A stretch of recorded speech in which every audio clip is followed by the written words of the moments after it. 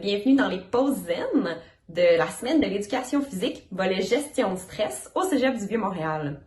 Cette semaine, à tous les jours, donc du lundi au vendredi, 5 fois, une capsule qui s'appelle Pause Zen va sortir pour nous permettre d'essayer des méthodes de gestion de stress, donc de prendre des pauses dans nos journées pour tester ces méthodes-là, voir quel impact ça a sur nous, en fonction peut-être aussi des situations dans lesquelles on se trouve, pour être capable de les réutiliser par la suite. Ces capsules-là vont être disponibles sur le site du CVM, donc sur le site du Cégep du Vieux-Montréal. Je vous invite donc à les essayer vraiment en pratique avec moi cette semaine, puis à les réutiliser tant que vous voulez, tant que vous les aimez et tant que vous en avez besoin par la suite. Pour notre pause zen numéro 3, on va apprendre aujourd'hui des méthodes de prise de conscience de niveau de stress. En effet, quand on est stressé, la première étape, c'est d'en prendre conscience. Avant même, en fait, de vouloir le gérer, il faut qu'on vérifie on en est où dans notre état émotionnel, dans notre niveau de stress du moment présent. La première étape que je vais vous montrer, la première méthode que je vais vous montrer, elle s'appelle le STOP. C'est un acrostiche qui permet vraiment d'auto-évaluer comment on se sent, puis de vraiment repartir avec une pensée positive pour nous permettre d'être dans l'action. Je vais d'abord vous expliquer comment on fait le STOP, puis ensuite on va en faire un ensemble. Donc d'abord, le S, c'est pour s'arrêter. Fait que peu importe ce que vous êtes en train de faire, on s'arrête, on prend une pause. Le T pour take a breath, c'est en anglais. Donc, on prend une grande respiration, la plus grande respiration qu'on est capable de prendre. On gonfle nos poumons. Ensuite, O, c'est pour observer.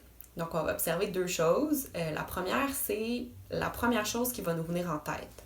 Donc, ça peut être une pensée, une émotion, une sensation physique, une image, peu importe. On prend le temps que ça a besoin pour que quelque chose nous vienne en tête, puis on l'observe sans juger. Et ensuite, on va observer aussi à combien sur 10 on se sent bien. Donc, 10 étant le meilleur moment de votre vie, puis 0 étant le pire moment de votre vie. Voir un peu l'évolution, comment on se sent en ce moment, globalement. Et puis, P, c'est une pensée positive pour passer à l'action. Donc, P, donc dans la prochaine minute, dans la prochaine heure, dans le reste de votre journée. Donc, avoir un petit élan positif pour continuer notre journée. Alors, on s'arrête, on va l'essayer ensemble, peu importe ce qu'on est en train de faire. On prend une grande respiration profonde.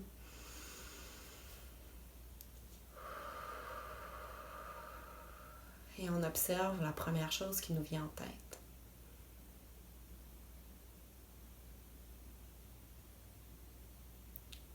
Une pensée, une émotion, une sensation physique.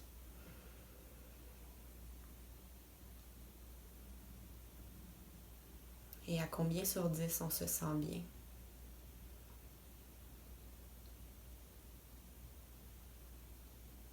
Ensuite, prends le temps d'avoir une pensée positive pour ce qui s'en vient, penser à ce qui s'en vient dans notre journée.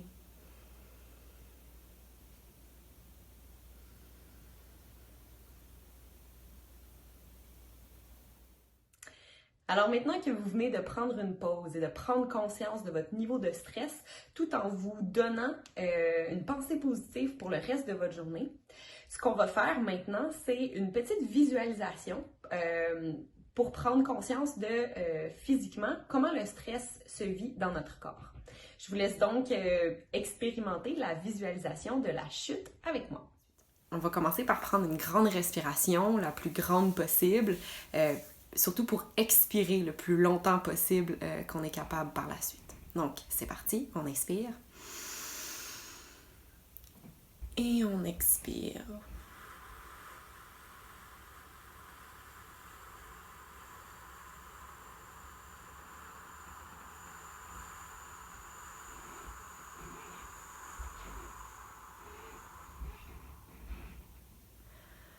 Alors maintenant qu'on a expiré toute l'air de nos poumons, on peut fermer les yeux ou les garder ouverts, ça n'a pas vraiment d'importance. On peut même mettre les mains sur notre ventre, ça peut nous aider à sentir la visualisation un peu plus physiquement.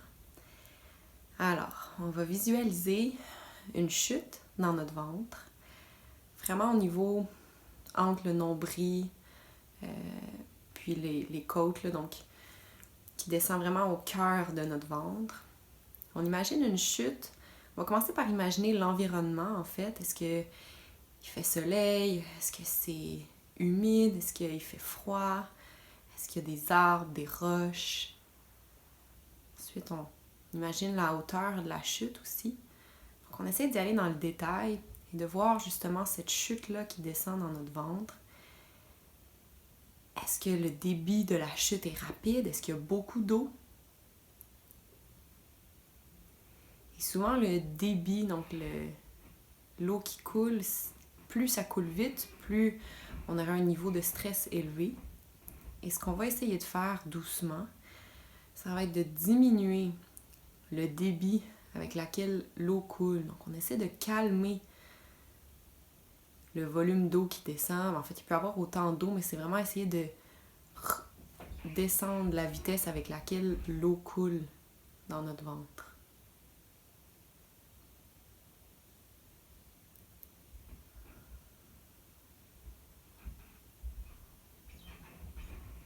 Et plus on veut un effet à long terme, plus on veut visualiser vraiment le relâchement, le calme, plus longtemps possible, puis dans le plus de détails possible.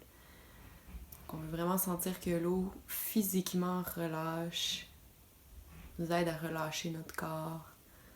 Donc ça devient de plus en plus calme à l'intérieur de notre ventre.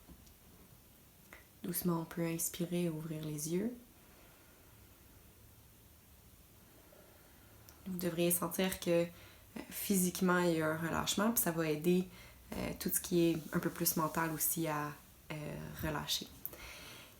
C'est comme l'activité physique, faire la visualisation, plus on en fait, meilleur on devient. Donc si ça n'a pas fonctionné du premier coup, c'est pas grave, on peut continuer d'essayer. Et puis, si vous voulez même l'utiliser avant de vous coucher pour vous aider votre corps à vous détendre, ça fonctionne aussi. Laissez vraiment le flot de l'eau emporter vos pensées, puis calmer votre esprit au maximum. Je vous remercie de votre participation à la 3e pause zen. J'en profite aussi pour vous rappeler qu'au Cégep du Vieux-Montréal, il y a des ressources qui sont disponibles si on a besoin d'aide, si on ressent trop de stress, l'anxiété qui monte, peu importe la situation. N'hésitez pas à demander quand vous en avez besoin. Il y a également des ressources qui sont disponibles si on est à l'extérieur du Cégep. Je vous les laisse à la fin de cette vidéo. Je vous souhaite une magnifique journée.